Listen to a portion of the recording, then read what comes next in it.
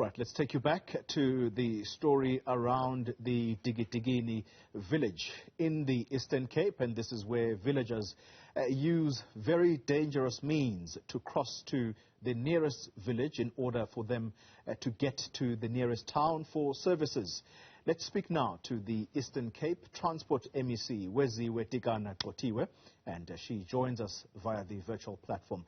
MEC, good morning to you. Are you aware of the situation taking place in Dikidikini? This is in the Ntabankulu town. Good morning, colleagues, viewers. Yes, the department is aware and is appraised of all the challenges of bridges within municipalities and also for that of Dikidikini in Ntabankulu. MEC, the bridge, when did it collapse in that village of Dikidikini, and what steps were taken to make sure that villagers are given, or there is another bridge that is built for them? Let me start by saying, Xoli, when we talk of bridges, we talk of items which have to be budgeted as capital projects. And I believe that that bridge is the access bridge, which is the responsibility of the municipality. Let me start by saying so. But even if that bridge is the responsibility of the municipality, there are some instances where, as the department, we make interventions in some of the access bridges. But you could see, or you might be hearing that the Eastern Cape as a rural area is having more than 162 bridges, which needs to be addressed or to be constructed. And if we look at our minimal budget, it's very minimal. It's the backlog in the Eastern Cape for roads and bridges is 64 billion, and when we are allocated a sum of 2.1 billion from roads infrastructure, it's a drop in the ocean. So we must understand that we have to intervene. But when in our intervention we linked with the presidential infrastructural project, where they committed to do 90 bridges in the Eastern Cape, but for this financial year they will do 18 bridges, and that 18 bridges, that bridge has been added to be the 19th one as a priority. You will remember the processes of procurement, but in that instance is the work through we are working with the South African Defence Force and Public Works. Yeah. In the last years, we do some interventions in some areas.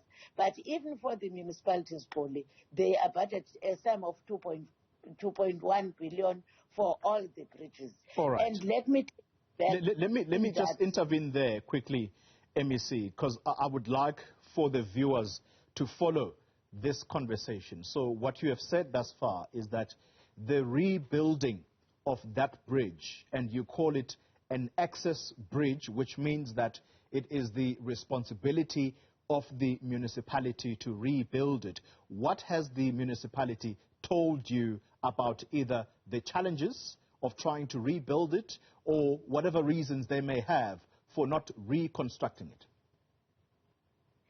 We remember, Xoli, when you look cut across South Africa, not in the Eastern Cape only, the budget for infrastructure is 2.4 billion in municipality, which won't cover all the backlogs of road infrastructure, including bridges. But we are engaging with the municipality. Hence, I'm saying that bridge is integrated or is included in the bridges which have been identified and submitted to the 95 prioritized roads from the 405 bridges in the Eastern Cape for municipalities. It has been prioritized in the presidential infrastructure and is one of the 19 bridges to be constructed in this financial year. So if you're saying that, all right, so it has been prioritized, which talks to the urgency of the matter. So when can villagers start seeing the actual work of constructing that bridge? Because as we understand it, a tender was put out in June. It was delayed to July. Where is the process now?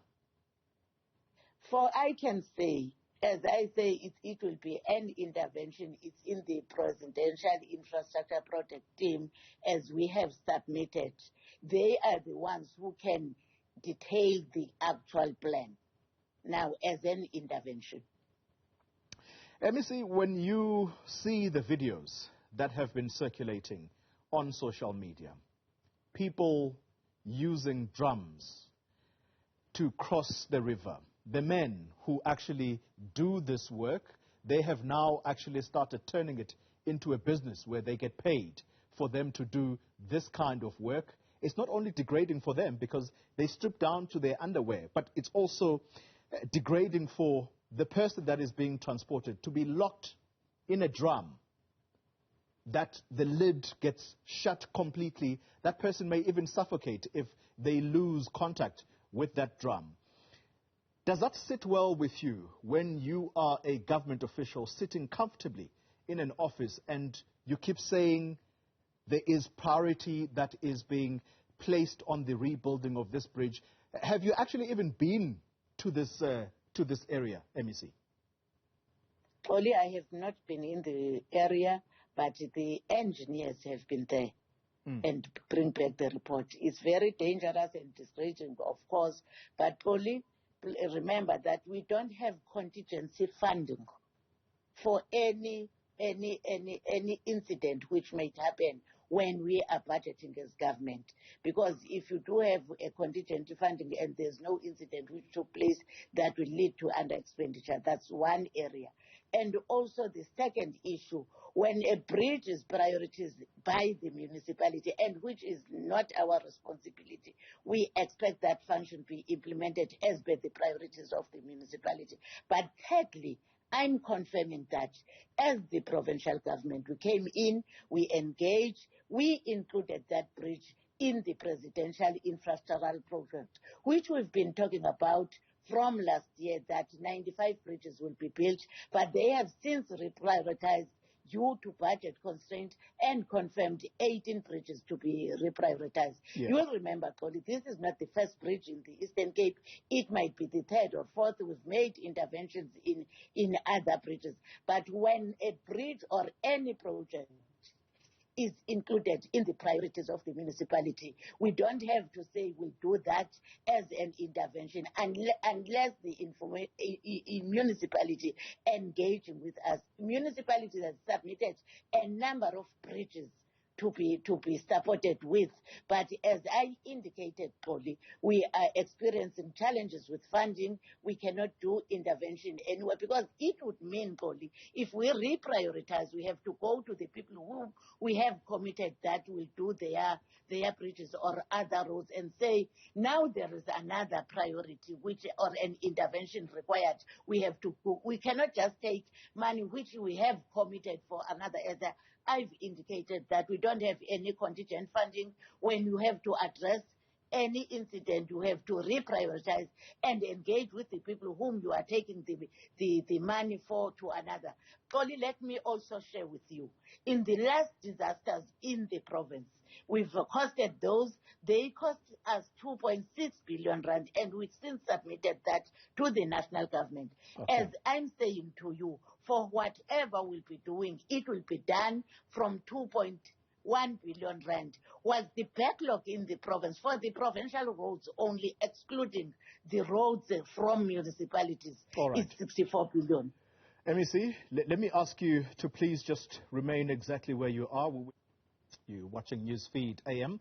If you're just joining us, we are talking to the Eastern Cape Transport MEC, Weziwe Tikana-Gxothiwe, and it's a conversation about a degrading and dangerous situation. Villagers in Dikidikini, that's in the Ndabankulu area, they are forced to cross a river, locked inside a 200-liter drum in order for them to go and do groceries, if you like, but just connect with the other side in order for them to, I suppose, carry out the basic necessities that they need to do. MEC, let's pick up on this point, exactly what I've just explained now. I don't think I need to explain it to you because I'm assuming that you would have grown up in the Eastern Cape just as I have. the difficulties sometimes moving from one area to the other, and it's made worse when a river has to be crossed and there is no bridge. Those residents, MEC, they don't do that because it is fun, but they do it because of the desperate situation that they need to either get groceries for their children or for their families. Is there no urgent measure that can be put in place for now in order for them to make it safe to cross over that bridge? Is there no contingency measure, perhaps I should put it, that can be done, at least for the time being, because people are literally risking their lives? Only you'll recall, or let me remind you, I just said we are engaging with the Presidential Infrastructural Program, which has made commitment. What we are engaging on now is for them to reprioritize. Because you remember, even if we do any intervention as a short-term measure, I'll bring you back in one of the stories which you've showcased, a story in one of the bridges which was built by a priest then. But when we built a low-cost bridge which overflooded, it was translated as if we never do anything. First of all, any intervention need to be a long-term intervention, not a short-term intervention, because it will mean funding. It will remain to a wasteful expenditure if we do anything which can be an alternative. We believe that whenever Defense and the Department of Public Works, which are the agents, delivery agents or implementing agency for the infrastructural program, are servicing within 3 months period. So if we agree on it to be constructed, the defense members of the defense force will take 3 months, which is a reasonable time, including all what needs to be done for now. Because what I can say, if we take any funding, it would be wasteful expenditure if we are saying in the 3 months period a proper bridge will be built.